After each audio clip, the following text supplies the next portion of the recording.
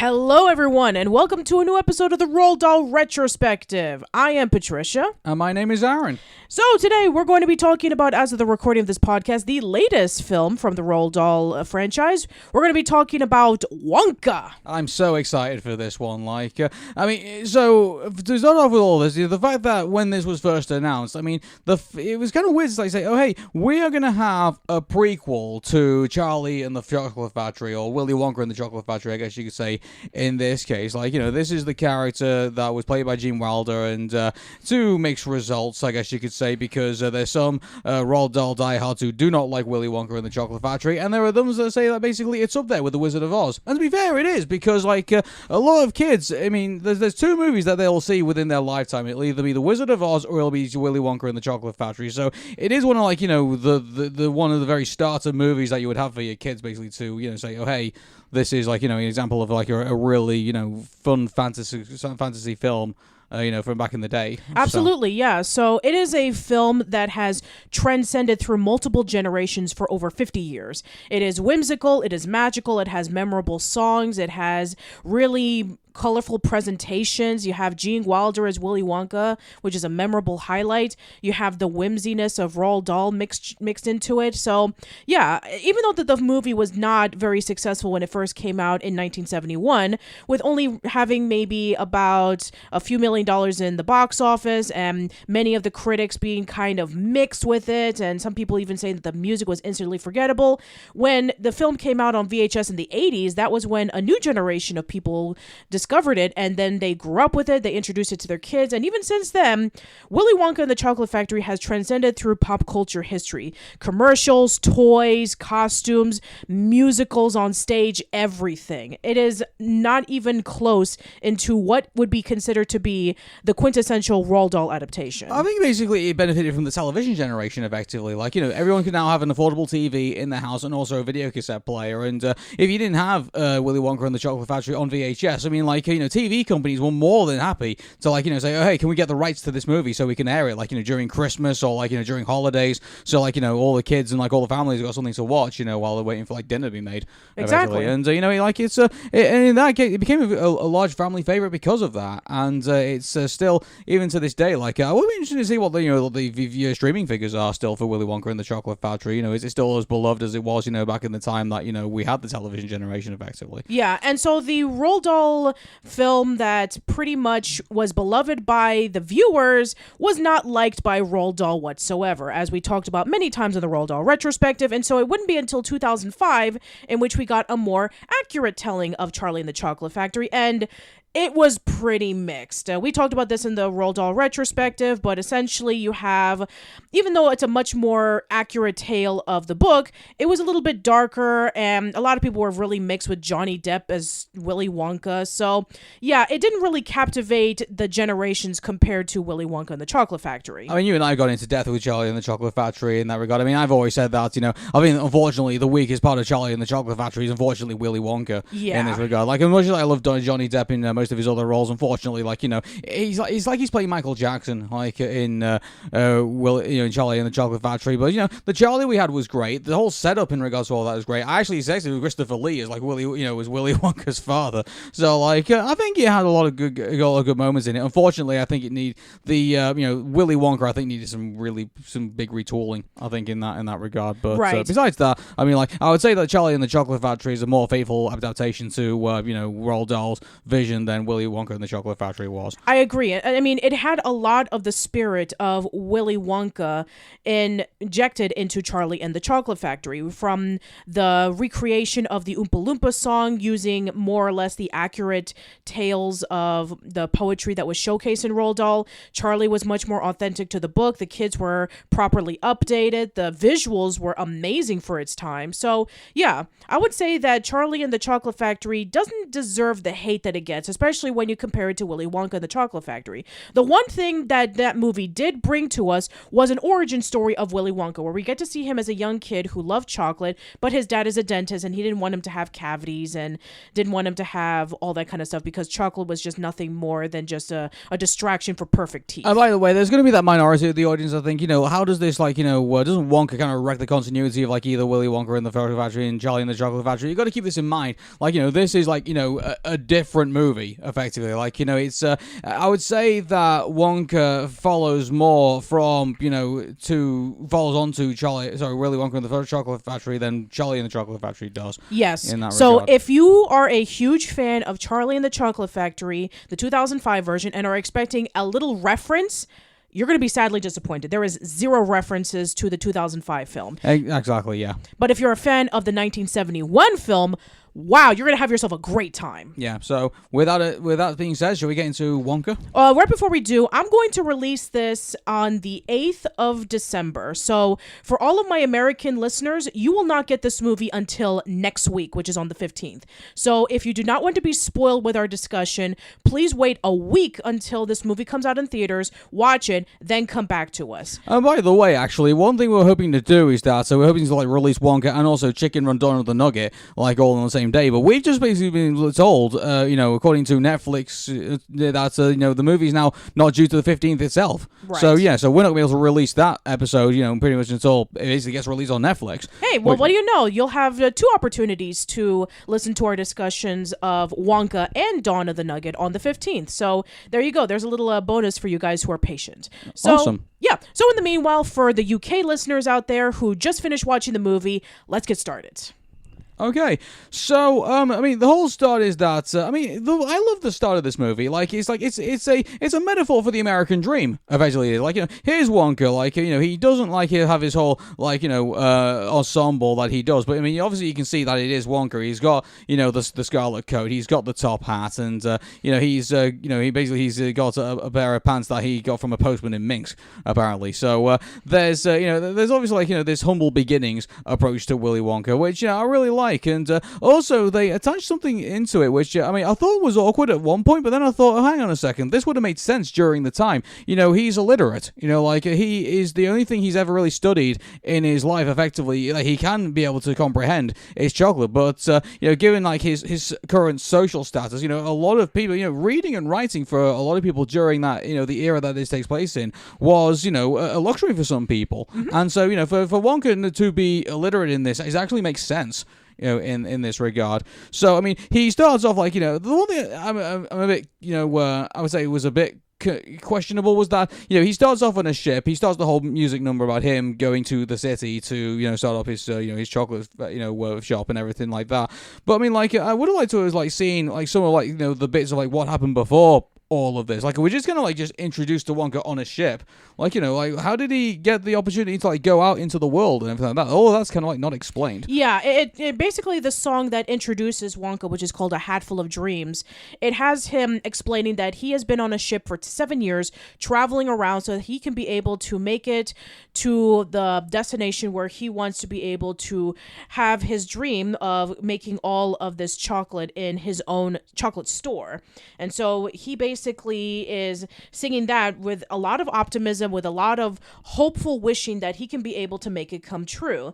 And yeah, it would have been really interesting to see him as a young kid, maybe his first experience with chocolate, and then eventually we get to that point, maybe starting off with a little bit of a prologue of just him being able to be introduced to chocolate, and then finally he learns everything about chocolate, and then eventually we get to that point in the ship.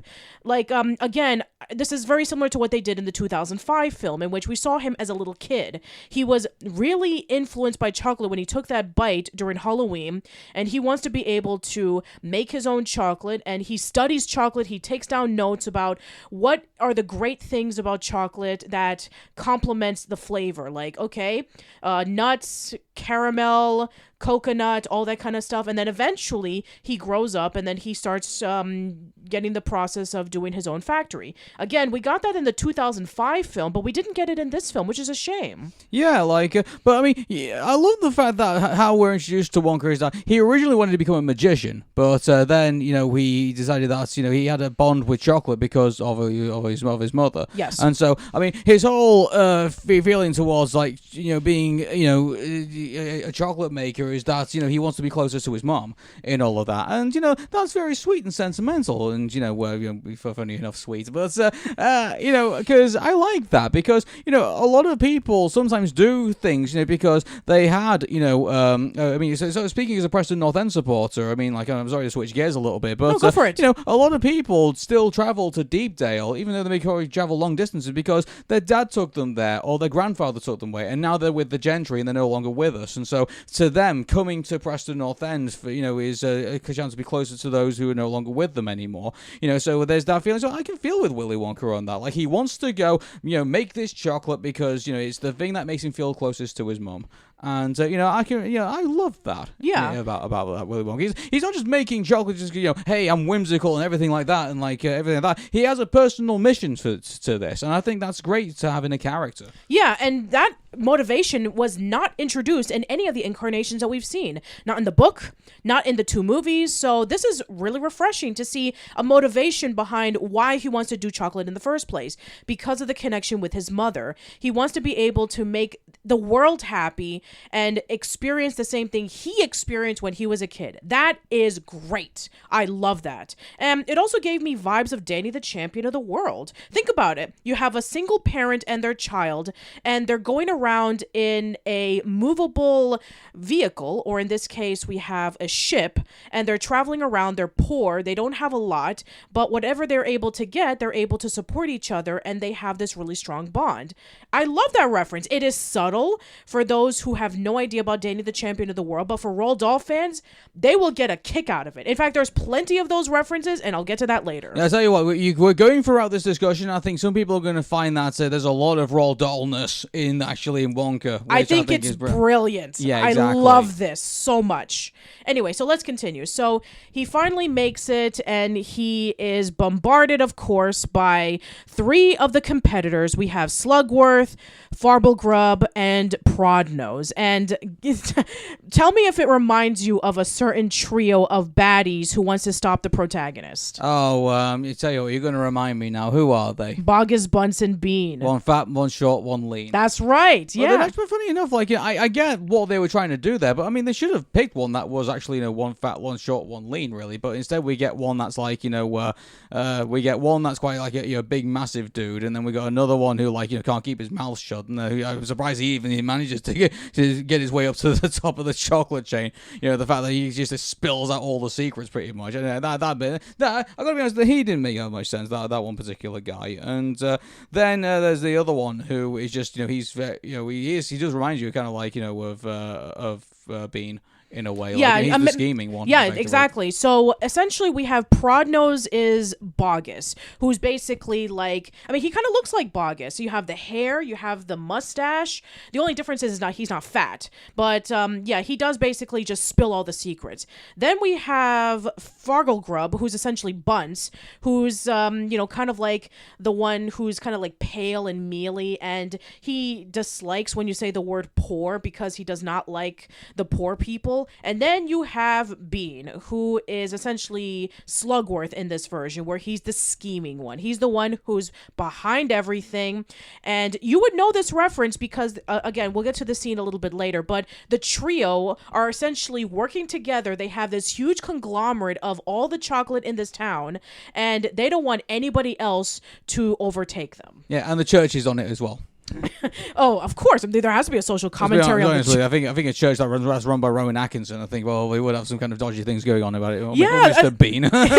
it's actually really great to see Rowan Atkinson back in a Roald Dahl adaptation. The last He's a bad guy, pretty much. Yeah, he is a bad guy. So the last time that we saw him in a Roald Dahl adaptation was The Witches, and that was 23 years ago, where essentially in that film he was like essentially playing as the Basil Fawlty of Fawlty Towers. But this time he's actually a corrupt priest like Judge Frodo. Yeah, exactly. And you know what?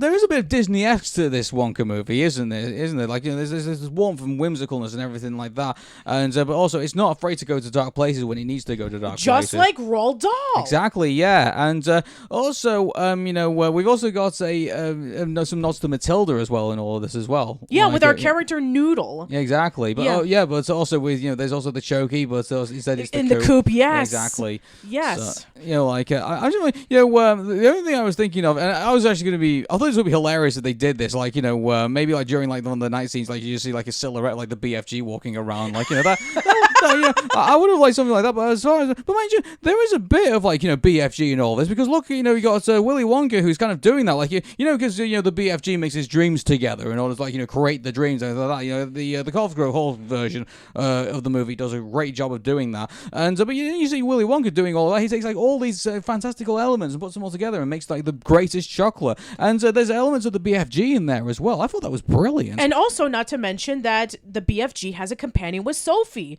and Noodle is along with Wonka. Yeah, like, you know, just like great. It's kind of, you know. Here's the thing about this though, like, these aren't references just thrown in our face. You know, you and I recently did a Casual Chats for Wish, yes, didn't we? Disney Wish, but it was like it was full of Easter eggs and like not very, you know, very unsubtle like hints at like various other things. And by the way, when it gets to the credits, it's very unsubtle. Like, you know, it's virtually puts the characters up on the screen. But you know, here in this movie, they do it correctly. Yes, yeah. If you are not a Roald Dahl fan, you would. These references would fly over your head. But if you are, and if you catch it, and it's amazing that you even just recognized it. It's like, oh wow, that's a really nice reference, and it wasn't shoved into our faces like it was with Wish. Yeah, exactly. And by the way, you and I went to watch this movie at, you know, speaking of like, you know, Wish versus Wonka, pretty much at this point. You and I went to the theater. By the way, we went on a Friday afternoon at about 12:30. Like, you know, it was a work day, pretty much. Okay, it's Friday. I mean, I get that, but you know, we were booking our tickets. And we thought we were going to be there pretty much by ourselves. No, like that theater was half full, pretty much on a Friday afternoon, pretty much late Friday afternoon, pretty much. Like, you know, you can watch this on like during your lunch break and like that. Like, you know, it is like, you know, an hour and a bit. But you know, I was quite enjoying. And also on top of that, today when we're recording this, you know, in a couple of hours' time, there's going to be a 7:00 showing and a 7:40 showing, and both are going to sell out. Wow, that is incredible. That is crazy. Exactly, yeah. I'm interested to see what the weekend box office for Wonka is going to be here in the UK. I think it's going to be fantastic. We're going to have to discuss about this in the next episode of Arun and Patricia. Well, I think we'll get to Sunday and maybe we'll probably get the figures in and we'll figure out what's going on. So like, but I've got to be honest with everybody. Now, I might eat my words laying this. I think this might do a better box office than Wish. Okay, wow. I mean, to be fair, it wouldn't be pretty hard. I mean, if you're saying that the 7:00 and the 7:40 were pretty much full, and this is Friday, by the way, Saturday, Sunday, it's going to be the time in which when if people are going to take all the other weekends after that during the season. Yeah, and if people are going to take a break from Christmas shopping, or if school is going to be out, or if you know, workers are going to have the day off, then yes, I think that we're going to see a lot of people coming into the theaters. And who knows, maybe it'll have a gangbuster in the box office, which, here's the thing, in Roald Dahl adaptations, they don't do very well with the box office, with the exception of the 2005 Charlie and the Chocolate Factory, which made over $400 million. Now the question is, will this top it? I tell you what, I mean, it felt very confident going in the theatre, didn't you? Like, you know, there's other people there who are also very excited to go see Wonka, and they all look like Roald Dahl fans as well. Yeah. Like, you also see older, like, people there too. Like, exactly. Yeah, exactly. Like, they weren't coming, like, with their kids or, like, you know, just part of the family. Like, you know, they were literally going there to see this movie. Yeah, and they were probably, like, in their 50s or 60s, which most likely would have grown up with the original Willy Wonka and the Chocolate Factory. Yeah. Like, you know, I think this is, by the way, I think, you know, the amount of anticipation and the excitement I think about this. I think they got this totally right. Yes. I think, and now here we are. We're talking about this now. Yeah. So the movie was directed by Paul King, who did the Paddington movies, and you know how. Wow. I mean, like once you got him involved, like it's what else can you say? There's a lot of Paddington in this movie as well, isn't there? Like the elements that made Paddington Bear so wonderful to follow around, and you can see elements of that in Wonka. Mm-hmm. When you're following him around, like this big massive city, because I think the one thing that Paul King knows great how to do is that you take a character who from humble big backgrounds and you throw him into this big massive world that is feels a lot big and very mean and very cruel, and then you bring in this innocent character and like he just brings his positivity to that world. Yeah. I think he does a great job doing that. I agree. And it was co-written by Simon Farnaby, who also co-wrote Paddington and Paddington 2, and he also worked on Horrible Histories, Yonderland, and Ghosts. Yeah, I think I've heard about those ones. I've not seen them myself. Yeah, I haven't seen them either. Yeah. But yeah, I do agree with the whole Paul King Paddington thing, because I've seen reviews of Paddington from my friend Taylor, aka Y-Boy from Toon Grid, and he says it's the most wonderfully charming, magical thing he had ever seen in adaptation of Paddington, which for the most part, it would have been really, really easy to screw it up. I mean, like, look at the origins of Paddington Bear. Like, it was a stop motion, like, I think like 15 minute, like, things. That's usually like go on, like, during breaks during Channel 4. Yeah, pretty much. I mean, like, Paddington Bear. I mean, the fact that they managed to take this character from, like, where he was, and then all of a sudden, like, just turning him as, like, this phenomenal theatrical event to the point where, like, he's doing segments with the Queen. Yes! The Queen. Wow. Like, yeah, I mean, what is Timothee Chalamet going to be now doing, segments with the King Charles or something like that after this movie? Yes, that would be really interesting. Timothee Chalamet dressing up as Wonka, approaching King Charles III. That would be chocolate. With chocolate, yes. Yeah. Anyway, so continuing on. So Wonka is pretty much to the point of being broke, because this, wonderful song, again, called A Hatful of Dreams, where he basically is walking around in this town and he is looking at everything with whimsy, but of course, everything costs money. He was looking at a pumpkin, he accidentally dropped it, money. The shoe shine boy comes in and shines his shoes, money. A poor woman with her baby is begging for money. There's the money right there. Oh, and also the newspaper and the map of the entire town, money. So pretty much he has nothing left. And so then he is like staying out into the streets, and then he is approached by somebody who says, "Oh, I know this lady named Mrs. Scrubbit who can be able to take you in." By the way, like, his introduction to this is not very subtle whatsoever. He's trouble. You're just looking at him. Yeah, like he is like this big guy with a measly mustache and big teeth, and you're thinking to yourself, oh wow, is this going to be our villain? I don't know how to feel about that. Like, I probably would have, like, first introduced him into, like, he looks like very, you immediately, he looks like trouble. Like, oh my god, Willy Wonka's going to really be into it, and he basically ends up being indebted to, like, where he ends up going and ends up being enslaved, pretty much, into this, like, washing factory. But, I mean, like, I don't know, like, that's one bit I thought, looking back now, I thought, wouldn't it have been better if, like, if they started off, like, maybe had him, like, like Lotso. For example, from Toy Story 3. Toy Story 3, yeah. Well, like, he's gentle. He's like a gentle giant, if you will. Like, he doesn't mean any harm, and like, he's and everything like that. And then you bring him in, and then like, all the bring everyone to a false sense of security, and then after that, I think that would have more impact. I think, rather than like have him like just be like fiendish like at the very beginning of the movie, like and preying on Willy Wonka's naivety, I guess, or maybe maybe it just like shows the flaw in the Willy Wonka's character. I think that's what they were trying to emphasize. They were trying to emphasize that Wonka is filled with wonder and hope and joy, and then he's brought into the real world, and it just smacks him in the face of being cynical and selfish and greedy. So I think that was the point.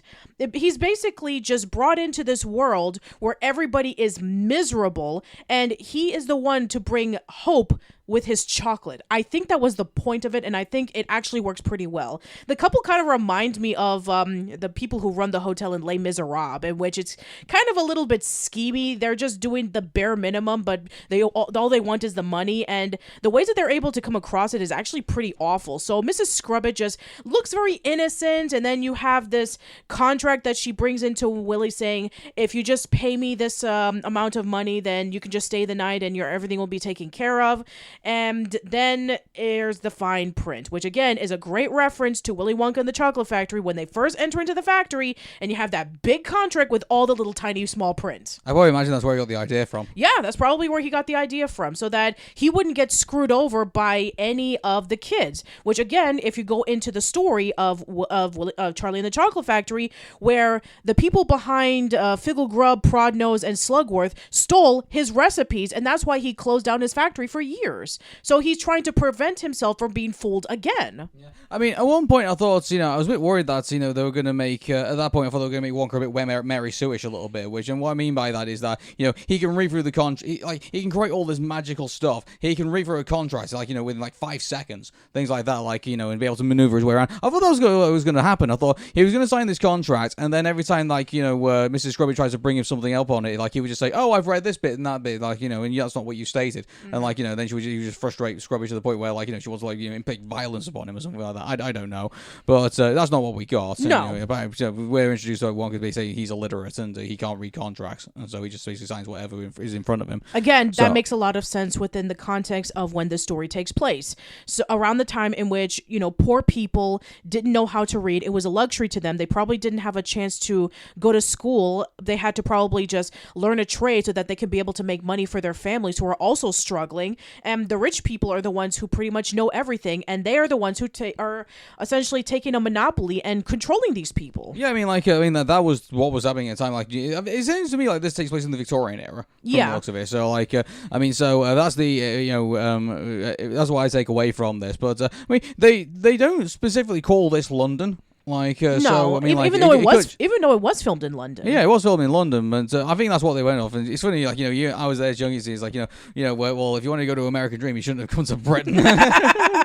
Well, I did experience a dream, but you know what? It was still a great time. I would have loved it if maybe we would have seen a filming of a scene somewhere, because we were in London. Yeah, we were, and but in regards to wherever it was filmed, they've done a very good job in regards to the era that it takes place in, and building the environment which Wonka shouldn't really be comfortable in, but he's going to fight for his corner anyway. He's going to fight for his shop. Yeah, and that's what he's going to do because he's driven by that. So we're introduced to all the slaves, pretty much in this place that are all indebted to Mrs. Scrubbage. Yeah, pretty much. So we've got the accountant, we've got the comedian, we've got the telephone operator, we got the plumber. We got the plumber too, and then we got the little girl. And we got the little girl as well, who's Noodle. Yes. In this. And Noodle is a very interesting character, I think, in all of this. And so she's pretty much didn't you get a feeling of Doctor Who in a little bit? You got Willy Wonka as the Doctor, and then you got Noodle as the companion to the Doctor. It's where's the TARDIS at? Or the great glass elevator. Yeah, now that's going to be a place of pure imagination, I'll tell you what. But again, I digress. But I like the chemistry between Noodle and Willy Wonka in all of this. I do agree.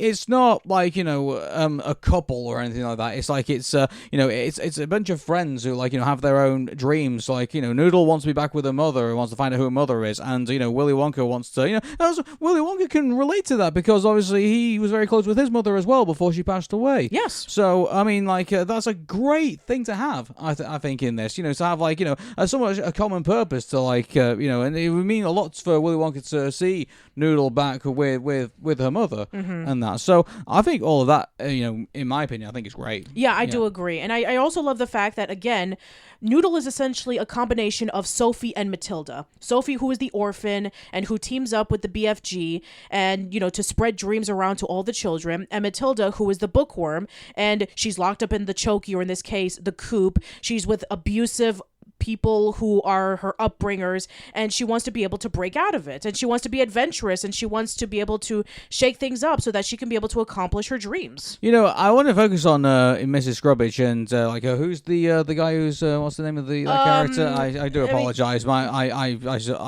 I always forget. Bleacher. Bleacher, yeah. So you got Bleacher and Scrubbage, and I mean, it's kind of funny. Like, do they remind you? I can think of two references to this. Okay. I can think of James and the Giant Peach, so Aunt Sponge and Aunt Spiker. Yes. And also I can think of the Twits as well, Mr. and Mrs. Twit. I think it's Mr. and Mrs. Twit. Well, I think they're a combination of both. You might be right, because they do take in a child and they raise them and they do like the minimum stuff and they expect a lot, very similar to Aunt Sponge and Aunt Spiker. Yeah, too bad there wasn't a peach tree growing nearby. Yeah, and a guy with a funny bag full of stuff. Yeah, it's true. Yeah, so I mean that's a great thing in itself. And actually, if anything, I think probably Wonka's probably like the guy who has the what was it, Tiddlywinks? I think well, not Tiddlywinks. It's like I can forget what they're called. The dragon tongues or. I know what you're talking about. I know everyone knows what I'm talking about. Someone's going to correct me in the comments, no doubt about that. Yeah, you have to forgive me. It's been a while since I've seen James. When did we review Ginger and the Giant Peach? It was a couple of years ago. Yeah, it was about almost 2 years ago. No, 2 years ago. Wow. So so I guess Willy Wonka's kind of like our guy in that, he basically unleashes the chaos, and now Noodle is now pretty much free to kind of do what she needs to do. Pretty much. So, pretty much Wonka revolutionizes basically washing clothes by, getting a dog to, chase, a patch that's, is from the mailman of Minsk, because apparently he likes to chase, postmen around. So he puts that on a conveyor belt, and then that ends up washing, all the stuff, and increases productivity by, 30%. Again, that's a great reference due to the fact that in later installments of Charlie and the Chocolate Factory, Willy Wonka creates his own machines in the factory to make the chocolate, and it's much more efficient. So, there's that. So, now they have more free time to go outside, the washing place, and to be able to do something. By the way, they couldn't have it where he constantly just keeps sneaking in and out, trying to avoid that. I think that was gonna. I think if they kept doing that, kept doing segments with that, I think it would go pretty old pretty quickly. Yeah, I think it was good to avoid all of that. I do agree. So it starts off with Wonka coming up with the idea that he was going to go into the laundry chute and become essentially a bag of laundry for Noodle to carry out and deliver. And then he goes into the town and introduces everybody his chocolate. And then later on, when everybody else is joining in, the plumber tells him, "Oh, I know about the entire sewer system. Let's go through that so that you can avoid the police." Oh, by the way, we forgot to mention about the police in this. So the chief police officer is completely bribed by Slugworth, Ficklegruber, and Prodnose, basically Don't getting you get the feeling there's a lot of modern social commentary in Wonka in all of this. You have the greedy, kleptocracy, and then you have they're paying off the police basically to make sure that to protect their their corporations. And that's how it used to be back then, unfortunately, in which probably still is like that now. Yeah. Anyway, but yeah, back then especially, I did hear stories about that police officers would be bribed by the higher up so that they can be able to, keep within the company's good graces. And, if anybody tries to break away from tradition, then, they'll be getting a big visit involving with little accidents. And this guy is being paid to the brim with chocolate. Yeah, which is a very weird thing to have, but apparently this guy has a really weak sweet tooth, so apparently, yeah, he's going to, happily take bribes of chocolate. I don't know, I mean, what does he do? I mean, obviously, during the course, you think hey, he's selling it on, or he's doing that, he's kind of like drugs or something like that. I don't know, but no, apparently he eats it all for himself, and you slowly see him getting fatter and fatter, and more incompetent as you go along. Yeah, is this supposed to be our Augustus Gloop? He probably might be. I mean, it checks off what we've been saying throughout this retrospective, is that fat people are portrayed in two things in a Roald Dahl adaptation: Augustus Gloop clones and villains. The chief police officer pretty much is both. Well, I mean, to be fair, he evolves into Augustus Gloop. He doesn't start off as Augustus Gloop. No, he starts off as the villain, and then he evolves into Augustus Gloop. Yeah, so, but, I mean, I guess that's maybe an evolution in Roald Dahl's storytelling, that he doesn't start off as a fat guy, he slowly becomes a fat guy, I guess. I don't know. Yeah, that's a good point, anyway. But yeah, I think that the fact that we have this interesting social commentary about corruption is actually really interesting, and it goes even more deeper than you think, with the whole concept of Ficklegruber, Prodnose, and Slugworth paying the police to get away competition so that they can be able to stay as this triglomerate. So, yeah, but still, Willy Wonka is just constantly not giving up. He's going around and he's giving everybody the chocolate, and everybody is happy, and they're dancing and they're singing, and he easily gets away from the police. And yeah, it's just a great little number where it showcases that everybody is really excited about Wonka's chocolate. I mean, it's something that they've never experienced before, because apparently that, they even Ficklegruber, Prodnose, and Slugworth have been cheapening their chocolate, and they're not getting the full experience. But then when Wonka comes in with his unique flavors and his gimmicks, then everybody is just all over this. Mm-hmm. And so I like something like the animation that they do in this, where obviously they didn't use. I highly doubt they actually milked a real giraffe in this. I think it's clearly CGI. It's clearly CGI, but I mean, I tell you what, it's scarily getting better, because the uncanny valley is kind of slowly starting to kind of move together a little bit. It makes you wonder if they had to study a giraffe, where they get up and close with a giraffe and actually say, oh hey, how does this giraffe behave? How does it work? They probably did. They probably went to the London Zoo. They probably saw a giraffe. They probably maybe filmed the giraffe, or maybe they even did some motion to it. They probably put motion capture all over the giraffe to make it move, and maybe they just CGI'd it later. Do you know what? I want to see someone do some fan art of the Owl House with all the witches watching the giraffe scene and say, that's not how giraffes behave. Well, I mean, there is one scene that actually kind of justifies it, though, but we'll get to that later. There's also the most whimsical moments. By the way, the one thing I'll say about it is that, if you're looking for, just grim and dark that Roald Dahl is expected to be, unfortunately, there is a lot, and I mean a lot, of whimsy and happiness in this movie. There's where Willy Wonka is flying with a bunch of flamingos with the balloons, and where they're dancing on top of the top of a glass building and and everything like that. So there is a lot of hopes and dreams and things like that, which where you think Willy Wonka, sorry, not Willy Wonka, Roald Dahl would not approve of. And I think that's probably going to be a question we're going to probably ask at the end of this podcast. What do you think Roald Dahl will probably have thought of this? That's really interesting, considering that this is essentially an homage / prequel to the 1971 film. So whether he would have liked it or not, that's actually really interesting. But yeah, I could probably imagine he wouldn't have. I'll be honest with you. If you say a couple of years later, after doing Willy Wonka and the Chocolate Factory, and he hated Willy Wonka and the Chocolate Factory, he said, well, now we're going to do a prequel to that movie, I'm sure he probably would have walked out the room. Yeah, probably. Unless, of course, if he had complete control of it, and he would have done it his own way. I guarantee you, probably, if you went into his hill while he was trying to write, and then he said, yeah, we're going to do a prequel to Willy Wonka and the Chocolate Factory, I guarantee he probably would have picked his femur up and threw it at you. But I mean, I don't know. But I think. So going back to there's a lot of light and a lot of happy moments in this movie, and I just love how they it is a response to all the negativity of this. At one point, Willy Wonka actually does achieve his dream. He does open the shop, yes. But then where the candy gets sabotaged by Mrs. Scrubbage, and so they end up all turning into yetis and hairy people. Yeah, which is a great reference to the fact that Violet Beauregard turned into a giant blueberry when the gum was not 100% clear. I thought that's where we were going with it, but no, apparently all they do is grow mustaches and hair and different colored stuff. I really thought they would have gone further than that. Well, I mean, to be fair, the gum that Willy Wonka introduced to everybody was brand new, so I guess it wouldn't make that much sense. Okay, then yeah, but I think it was Yeti sweat. Why would he collect Yeti sweat? He collects a lot of weird stuff. I mean, he collects the marshmallows. What was he able to do with it though? He makes his chocolate with it, of course. To do that? Yeah, sure. Why not? I mean, he's able to make he's able to make chocolate to make somebody fly.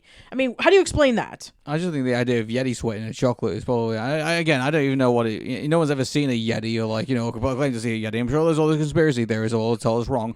But that would be something else. I think. Yeah, that would be really, really weird. But yeah. I don't question the logic. I mean, I don't question the idea of capturing sunlight and lightning in a bottle and things like that. Actually, I just got that now. now. Lightning in a bottle. Good job. Okay. Congratulations. The penny finally dropped, everybody. You heard it on this podcast.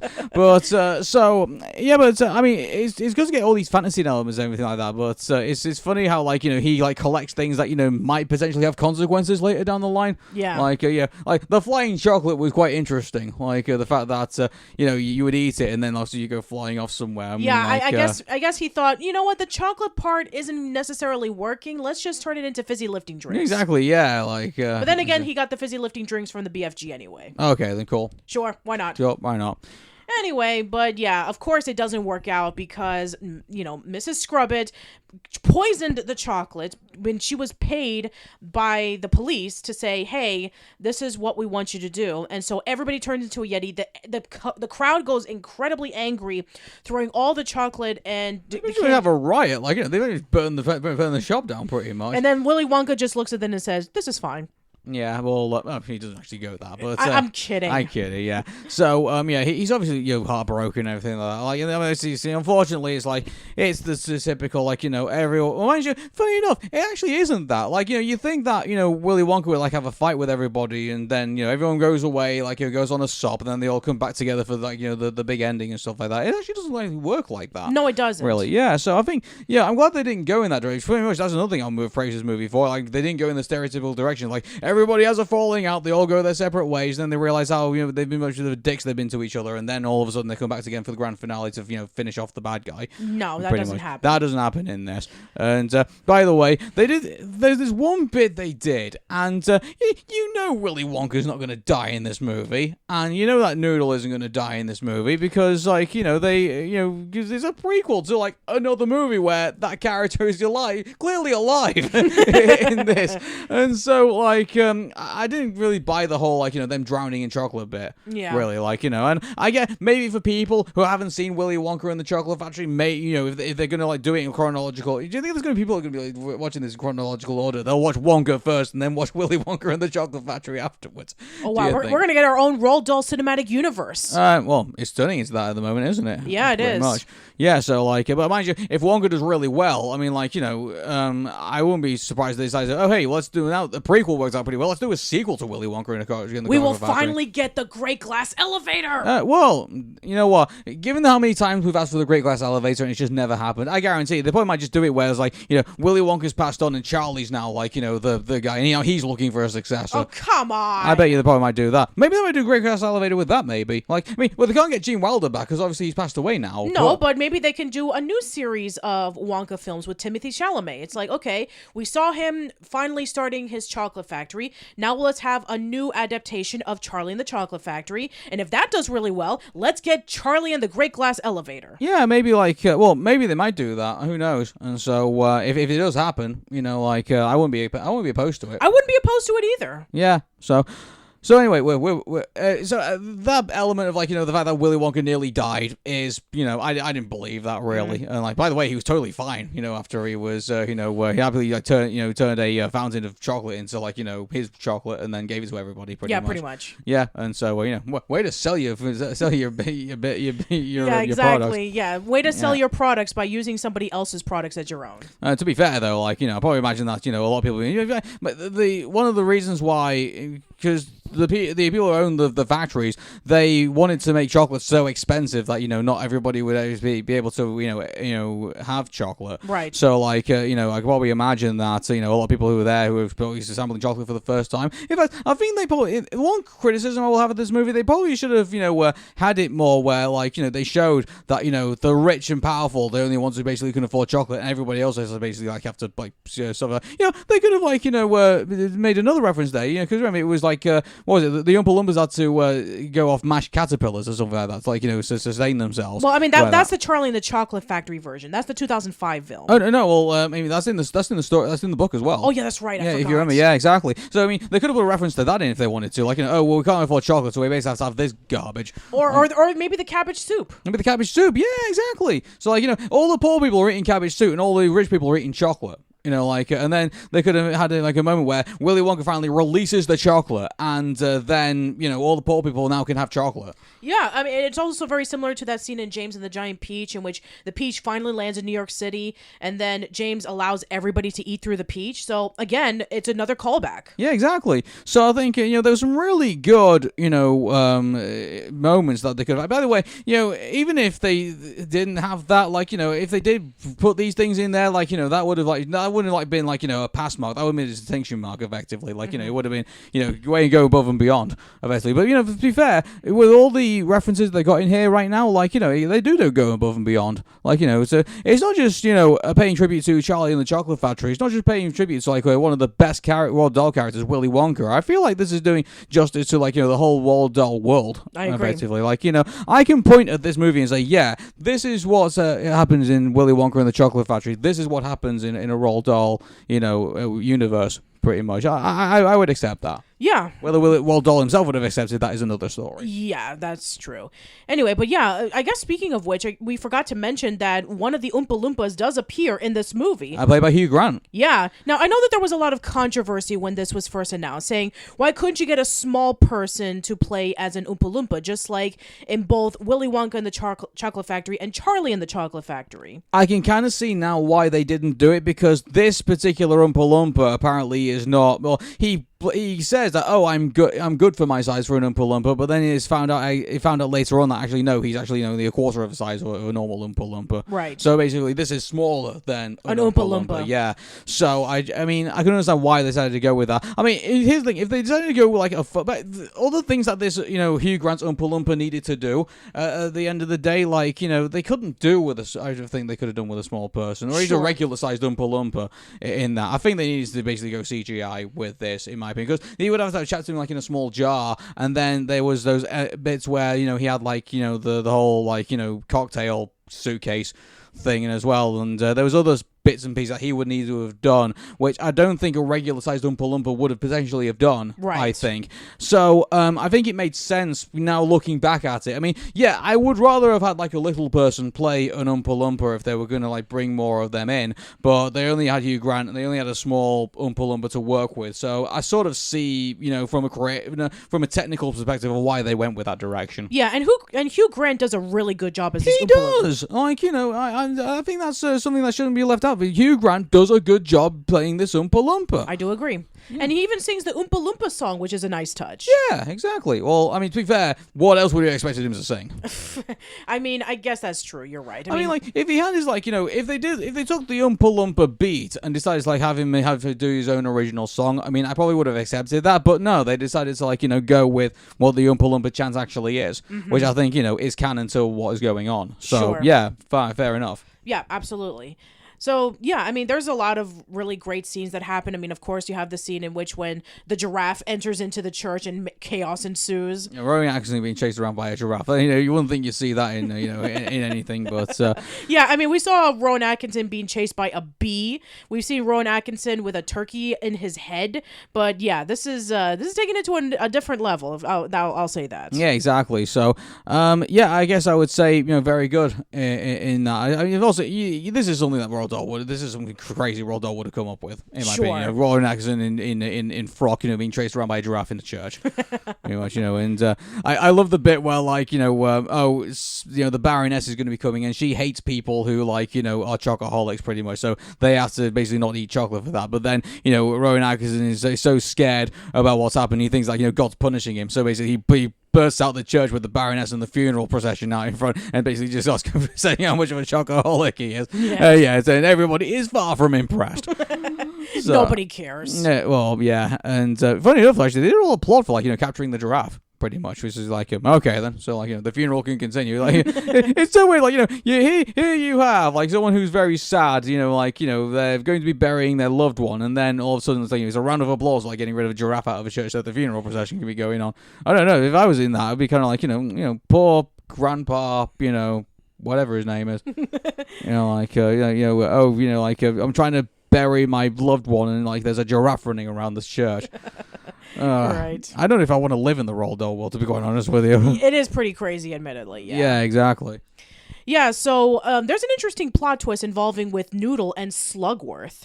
Yeah, exactly. So, I mean, by the way, spoilers, by the way, if you don't want to, so we're going to go into spoiler territory, I think, at this point. So I think if you've not seen Wonka, go see it, and then come back to us, and then, we can agree, disagree in the comment section about what you think of the movie. So here we go. Here we go. All right, then. So it turns out that Slugworth is the brother of Noodle's dad. And so he passed away, and because his brother had no other living relatives, he basically inherited the fortune. And also the chocolate business as well. So, but apparently the mother turned up at Slugworth's house to say, please can you take care of my child because I can't. And so he takes the child, basically just stuffs it down, a laundry chute. So that bit was true, only to find out that Slugworth was the one who actually did it. Mm-hmm. Yeah, so scum. Yeah, absolute scum. He tells the mother, I'm sorry, but your child died because it turns out that she was sick. And then he gives her money, tells her to go away, and then he just completely forgets about her until literally when he sees a ring around her neck with what assumed was the letter N, which she called herself Noodle, but it turned out to be a letter Z for Zebedee, which was her father. Mm-hmm. So I don't know if Zebedee was a reference to the Magic Roundabouts at all, but I have no idea. I have no idea, but regardless of that, there's that dark element that's basically thrown into it. I mean, by the way, also it's Roald Dahl, so of course we're gonna get dark elements in all of this. So, I mean, it's interesting now because now the businesses are now destroyed. So I'm guessing that even if Noodle was a living relative and can now inherit there's nothing to inherit pretty much. She's got the business is ruined. She's got nothing. Well, I mean, if we were to see in the remaining story of Charlie and the Chocolate Factory, they'll come back eventually because they end up stealing the formula for Roald Dahl's chocolate and candy, and that's why he shut the factory down. So they're going to come back eventually. Yeah, I guess they will. And so, that would be interesting. What if Noodle took over the Slugworth business and her and Wonka had to make a massive falling out, and then Slugworth was going to basically be and she's the one who's running Slugworth. Effectively, he's that'd be interesting storytelling. That would be interesting. If they do a Wonka 2, which I don't think they're gonna do. I mean, we're at the point now. I mean, it's interesting though. We leave the movie on the point where he takes an old castle and builds the chocolate factory out of the remnants of the old castle. Yes. And so, I mean, he's got that now, but it doesn't necessarily mean that's basically where he's starting off, pretty much in regards to the chocolate factory and everything. Right. So we don't necessarily know how we got from that to him now finally wanting to find a successor. All the problems that happened, closing the factory down, sending all the workers away, stuff like that. There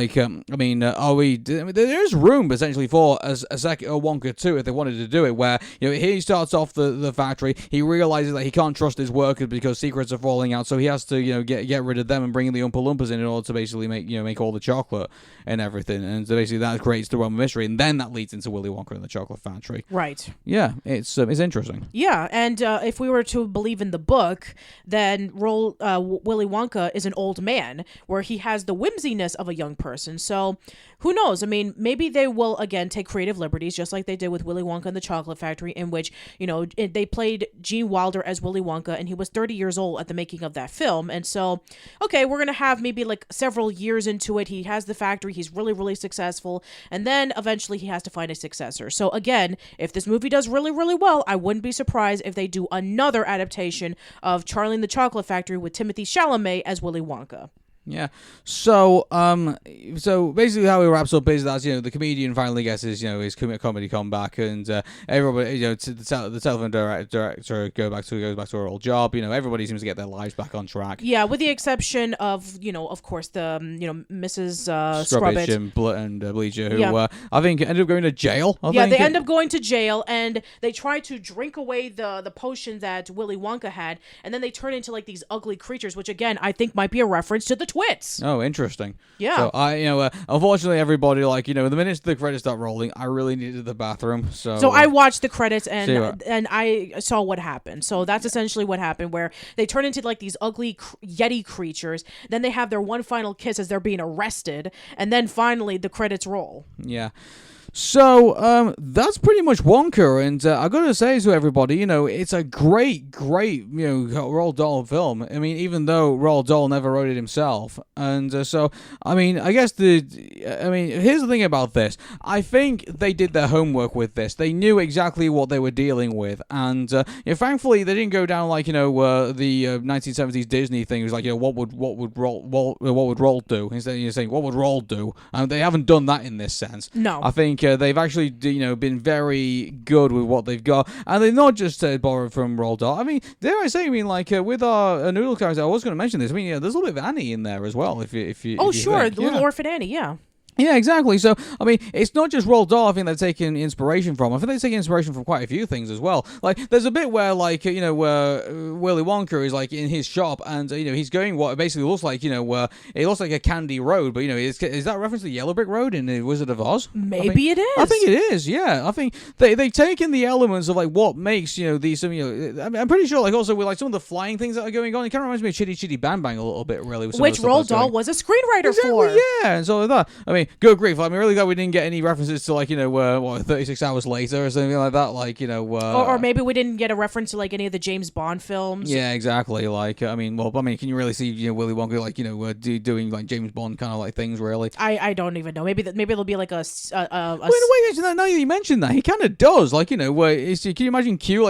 Okay, so if you sprinkle all this dust around, it turns the chocolate into your chocolate. Pretty much it's fair. He has a lot of gadgets and everything like that. Will kind of make him somewhat on par with James Bond in a way. Okay, there you go. Yeah. We're connecting it with everything. You know what? I just feel like we could just suggest a random movie and here it is. Free Willy. Oh yeah, the giraffe being free from the zoo. It's it's a Free Willy. There's a Free Willy reference in this. There you go.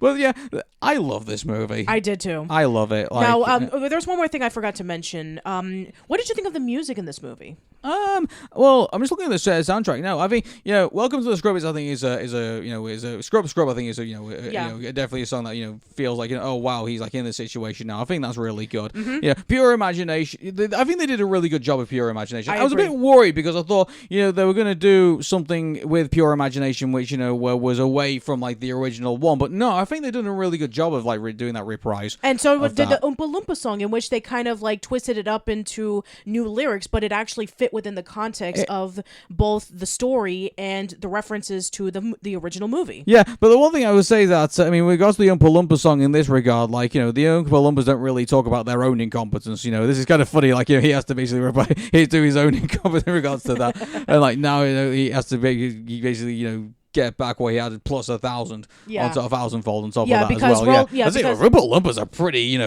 vicious in regards to punishing their own. Yeah, pretty much. They don't like incompetence whatsoever. Nope, none whatsoever. That's why Willy Wonka hired him. That's right, because when Willy Wonka went over to Loompa Land, he stole 3 cocoa beans, and then you have the main Oompa Loompa, who is supposed to be the guard of preventing anybody from stealing it. Then when he wakes up and it's all gone, the other Oompa Loompas kicked him out and saying, you have to pay us back 1,000-fold. And so that's why he's been stealing Willy Wonka's chocolate for over 4 years. Exactly. So, yeah, I tell you what, we should just see, who knows, maybe if Wonka becomes even more successful enough, maybe we might get a spin-off, TV series, Oompa Loompas, how their society works and everything like that. Mm-hmm. That'd be interesting to see. That would be really interesting to see. Give Hugh Grant a bit more work as well. Oh, sure. Yeah. Yeah. So, also, I love how, the monks just, sing everything effectively. It's just it's here comes giraffe. You're welcome. Oh, hey man. Oh, just this. That's really funny. That is funny as well. And but I think the songs are really good in this one. The one thing I would say is that dare I say, are they better than Matilda the musical? That's a really good question. We're talking about music based off of an actual Broadway musical versus original songs based off of a prequel to a well-established adaptation from Roald Dahl. Yeah, because dare I say, I love how I'll probably we'll watch Matilda the musical again because I wonder if because I remember the Matilda songs being very impactful and in some of the things that they do. I just feel like though there were some ones that were kind of like, they really need to be I there. mean, we didn't really need the song with Miss Trunchbull doing boot camp with the kids. Oh yeah, there was that, and like, it was like, good grief, what on earth were they doing there? Yeah. And I would say the boot camp song I don't think is as good as the Scrub song. I think the Scrub song makes a bit more sense. Sure. Yeah, but there's no pointless songs in this movie. Like, there's no Marry the Mole kind of like sounding like songs No. in I this. mean, every song is able to build up the characters, is able to continue the story forward, and it's able to continue to show us the motivation on why the character is acting the way they are. I think the one thing I think everybody needs to do when you put songs in movies, you have to kind of sit down and say, okay, well, what's this song trying to do? Is it trying to emote the? It's trying to emote. It's trying to put through the emotions of the character. Is it trying to forward a story along? Is it trying to introduce a plot? What's the purpose of this song? And that's what anyone who's doing songwriting for a movie needs to ask themselves that question before they even put pen to paper.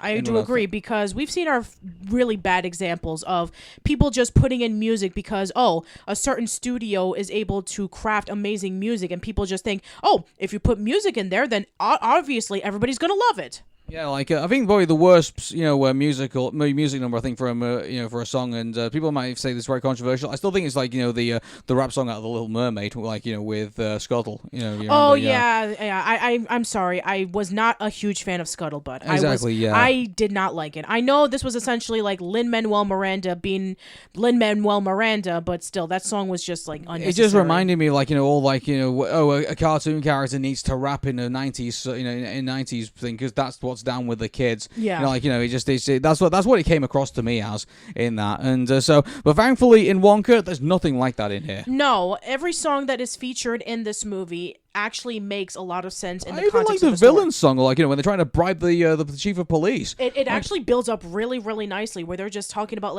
you have this really nice sweet tooth. Here's this option of taking the opportunity to get rid of Wonka, and in exchange you have all this chocolate. The police officer says no. They bribe him even further. He says no. They bribe him even further. He says no. Then they make him an offer he can't refuse. The song ends with a handshake, and then it just stops. There's your Godfather reference. There you go. Oh man, this movie's been so much fun to talk about. Yeah, this was actually great. I was really skeptical about how this movie was going to be. I'm looking forward to seeing it again. You know what? I would love to see it again too. That would be great. Yeah, exactly. So, I guess everybody knows what we're going to score this, I guess. Yeah. So, it's... here's the thing, though. I will be fair, and that is that, this movie takes all the Roald Dahl elements, whether it's Willy Wonka and the Chocolate Factory, or whether it's from his other roles and everything like that. I feel like, they've really done their homework with this. I think the characters, I think all this are great. I think the music in all of this, I think, are fantastic. There's no wasted song numbers in all of this. The way that they've put the elements all together in regards to the city, in regards to, Wonka's character, the way that they all interact within this environment, everything like that. The build-up to... here's the thing that I would say this about, the build-up towards the final act, I think I have some questions about. Sure. So, but here's the thing about this. As much as I love this movie, I will give it a fair score, but I think the fair score, I think you'll say, is justified. I will say 9.75 out of 10. Okay, well, I was going to give it a 9 because, I would just say that maybe it's a little bit shaky towards the ending when they tried to get rid of Willy Wonka, and maybe there are a handful of things that they could have tightened up, but for the most part, those are nitpicks compared to everything else that they were able to do. Timothee Chalamet is an amazing Willy Wonka. All the new characters that are brought into this are really well done. The song numbers are great. The cinematography and the effects with the colorfulness of the chocolate and the world that Willy Wonka imagines in his mind is amazing. It is just right up there alongside with the other installments in which they're able to give you a sense of wonder and whimsy and charm whenever that you see the imagination of Willy Wonka. It is amazing. And also the fact that we, have 3 villains that are actually pretty awful and gives an interesting social commentary on corruption and greed. So again, this stuff is great. So yeah, other than just a few minor hiccups, this is right up there with the other Roald Dahl adaptations. I would say Oh man, like how would I rate this in comparison to all the other adaptations of Roald Dahl that we've seen? Well, let me say this: it's better than The Witches, don't you think? Both of them, yes, absolutely. Yeah. I mean, we're right now, one of the most popular reviews right now is The Witches on the Roald Dahl Retrospective, It is, and yes. For various reasons. But I think everybody sort of agrees with us is that the version that that they gave us in the modern era, unfortunately pales in comparison to what the book gives us, and it kind of feels a bit sad, really, that here are some great books that Roald Dahl has done, and some of the movies that I've done. Unfortunately, the modern BFG, I still love the Cosgrove Hall version of the one in the 1980s, and I don't really like I feel like I like the trailer for the BFG, what we got eventually just kind of fell a bit flat, really. I do agree. Yeah. Also, the farting jokes also on that. You think this was made by Nickelodeon Movies, not Disney. Yeah. And I'm really happy to see Wonka. It's just so sad that basically it's more it's not from Roald Dahl himself. Unfortunately, it is basically if anything, it's inspired by Roald Dahl's work rather than actually being coming from Roald Dahl himself. And it's just too bad that his current works don't get the same justice. Unless it's Willy Wonka and the Chocolate Factory, which he hates. Yeah, exactly. Like we've talked about throughout this retrospective that unless, of course, it's a really, really popular character based off of Roald Dahl, they don't really get a lot of appreciation or recognition from a lot of people, unless, of course, if you're a diehard fan. A lot of his stuff, a lot of the adaptations underperform in the box office, and the only exception would be Charlie and the Chocolate Factory, and again, a lot of people are mixed with it because they love Willy Wonka and the Chocolate Factory. I mean, box office performance, obviously that is a factor, but at the same time, something could probably get not much, recognition, but at the same time, it could still be a good movie. Yeah, like Matilda, for example. Like, that was a box office failure, and now it's just as beloved as Willy Wonka and the Chocolate Factory. Danny DeVito did a really great job with Matilda. I do agree. And it's James and the Giant Peach. That was underperforming as well. And again, it's a massive cult classic for a lot of people who grew up with it. And Fantastic Mr. Fox underperformed really badly in the box office. And that's one of my favorite movies. Yeah, mine too. So yeah, I guess I would say that even if a film underperforms, it would still be amazing. Now, going into the topic I was saying about how would I rank this compared to all of the other adaptations I have seen, it's easily top 10. Now, whether it be top 5 that's a massive debate in itself. Well, I'm pretty sure we'll find out soon enough, how Wonka has performed. And you and I, obviously, we've pretty much rated this on 9 out of 10, pretty much, in regards to this. And so, as far as I go, I think that out of all the Roald Dahl films, all the Roald Dahl materials, you and I have been through, doing the Roald Dahl retrospective, I think this has to be the best. It is definitely one of the best. Now, looking back on all 3 of the Willy Wonka films, and no, I'm not counting Tom and Jerry and Willy Wonka and the Chocolate Factory, that does not exist. That was an experience, but yeah. Whether that's part of the Roald Dahl experience, it was fun to talk about, but obviously we can't really include it. No, we're not going to talk about it. So it's a Tom and Jerry cartoon. Exactly, yeah. So looking at all 3 of those adaptations, about what each of them are able to deliver. Like, Willy Wonka and the Chocolate Factory delivers on a lot of things. Gene Wilder is Willy Wonka, the music and the whimsiness of it, but it does hold back on several things, such as some of the characters are not as fully developed as others, and the effects are pretty dated, and there are some pointless story beats that happen throughout the course of the film. That there's a reason why a lot of people remember the second half than the first half.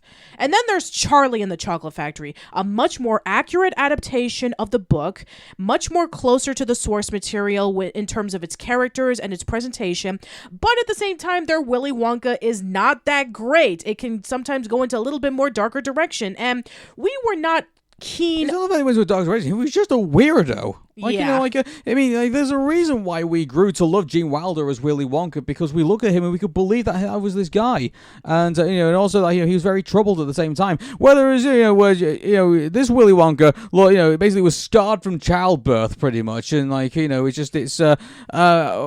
can't really you really hate being around him if anything. He's just really unnerving and really kind of awful to kind of be around. Whereas the Willy Wonkas that we've seen portrayed either in, like the Gene Wilder book, or even some of the audio dramas that they've done with Willy Wonka and the Chocolate Factory, those exist out there. They always make him sound very charming, like a very nice guy, if anything. Like, maybe not all that reasonable, but you know why he's not reasonable. But, Sure. They don't play him off as, like, some kind of, like, a guy who, like, has, psychological issues, like they did with, the Willy Wonka and Charlie and the Chocolate Factory.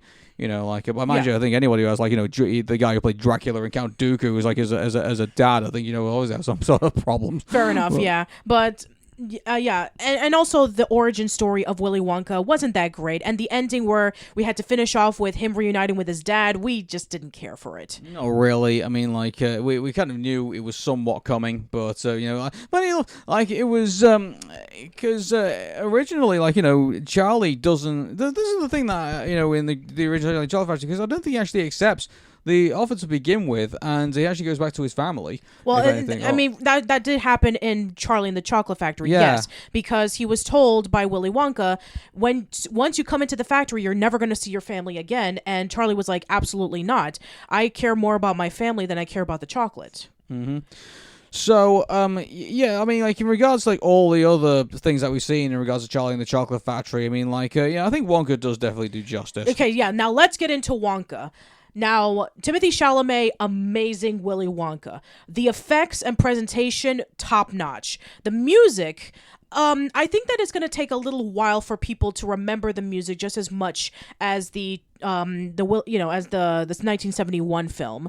And I know that the 2005 film, a lot of people still don't remember it as fondly compared to the 1971 film, but it does have its fans. This one, on the other hand, where it's a full-blown musical, I think it needs a little bit of time for it to grow and for it to be integrated into our pop culture. Yeah. As shallow as it sounds like, unless, Ariana Grande does, like, her own version of Pure Imagination, unfortunately, I think, it will take a bit of time for everybody else to, like, catch up with, how amazing the soundtrack is for Wonka. The new characters that were introduced to it, they all had a purpose. They were all memorable, and they each had their own story arc. And the villains are amazing because they are easily corruptible, they're greedy, and they want to stop at nothing so that they can be able to prevent... One interesting thing I wanted to ask about, actually, about the villains is that, they had Slugworth. I mean, did they really need the other two? Really, like, I get it was supposed to be like this whole cabal, and like you make it sound more like of a conspiracy. And keep in mind each of them had their own element within this. But I mean, like, why not just make them all like part of the Slugworth Chocolate Factory, like this like commandeering it is true that corporation. It is true that in the 1971 version we actually did get a Slugworth. We did not get a Ficklegruber or a Prodnose. But again, that wasn't really Slugworth. That was just or is this like a caricature of the illusion of choice, apparently there's because we all know there's only 6 corporations that make all our food, pretty much. Is it supposed to be a reference to that? Possibly, pretty much. Possibly, yes.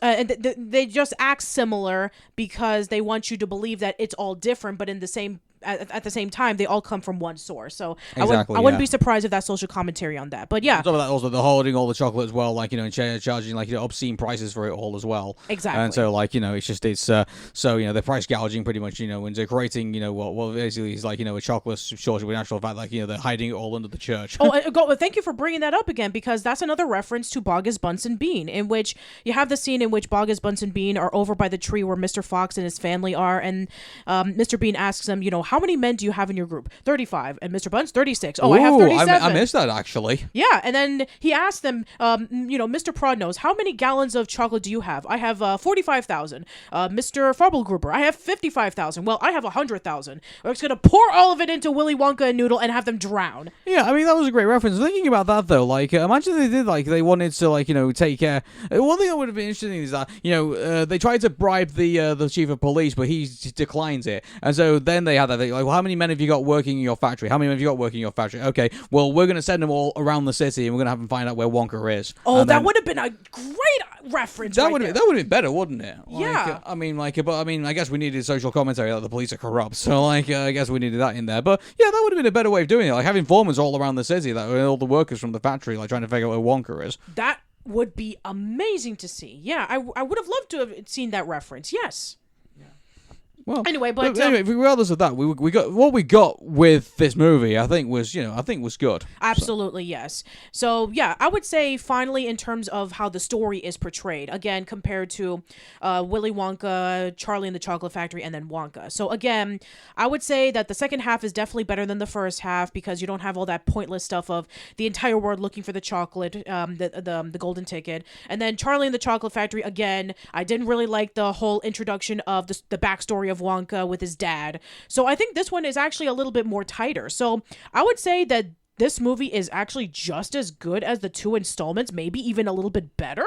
I mean, I would say right now, I mean, to be fair, we've only just come off watching this, like, only a couple of hours ago. So, I mean, like, is that clouding our judgment right now? Okay, fair enough. Well, would we think differently about it in a week's time? Like, I mean, to be fair, we're going to be keeping an eye on Wonka because right now, like, the fact that we sat in a theater and the fact that, like, this was our full on a work day, and now we've actually got, like, we got sold out, going across theaters, this evening. Now, this could just be a UK thing. It could just be the fact that, we have, Roald Dahl is UK is Roald Dahl territory effectively, right? In regards to all this, it might just be the fact that the UK is getting it and everyone's really, really excited about it because everyone grew here in the UK pretty much grew up with Roald Dahl in regards to that. You saw our video when we went to Great Mizard and we took all the people there, and in there is it's a pilgrimage for young people there. We saw a school that was going in there, who all themselves were also inspired by Roald Dahl's teachings, not teachings, but his books as well, yes, and everything like that. So I mean, it could just be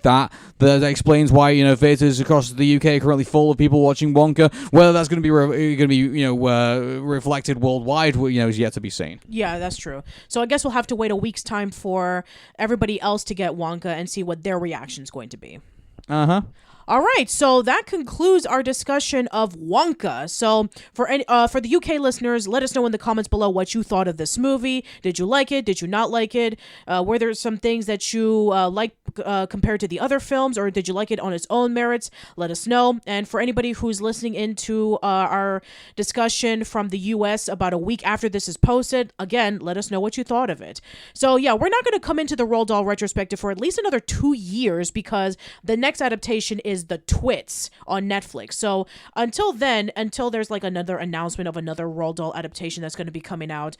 But yeah, until then, we will see you 2 years from now. Okay, see you later, guys. See you, everyone.